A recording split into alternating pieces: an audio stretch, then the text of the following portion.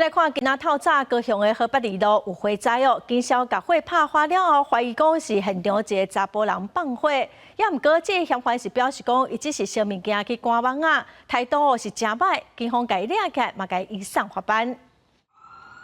老旧的公寓二楼透早庆祝火焰，附近的民众紧张报警，本来是无人住的空厝，内面锁有一名查甫，大声喊祝福冤家。隔壁就当烧金条啊，当叫新花袂当烧啊，早做大。警消接到报案，有水线拍发火焰，怀疑是这名查甫放火烧厝，毋过伊一直坚持火无大，态度非常无配合，被员警以现行犯抓起来。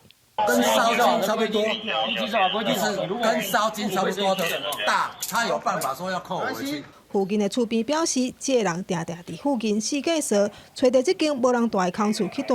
伊认为环境上太过，为着要赶网通，用来打烧物件。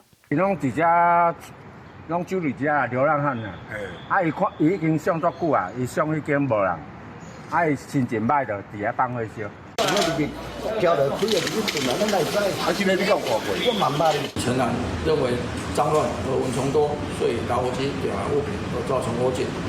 员警起获打火机1枚，并当场逮捕陈南，全案依公共危险移送高雄地检署侦办。公寓的2楼涂骹已经互火烧甲乌乌，好佳在警消甲火焰拍花，无造成伤亡。警方以涉犯公共危险罪，甲人移送检方侦办，而且建议检察官移防性羁押。公视新闻李雪阳、李昭冠高雄报道。